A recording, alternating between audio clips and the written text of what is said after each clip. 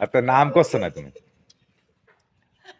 গোশ থেকে উঠো উঠো রজিল্লি ভাই কা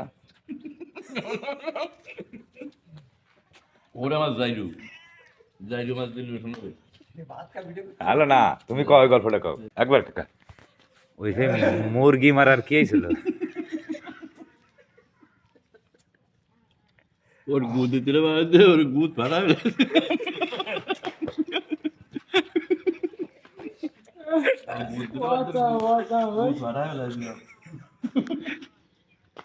তারপরে বিটি কি করলো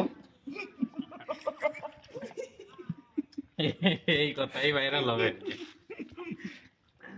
পানি খায় না পানি খায় না এবার কর।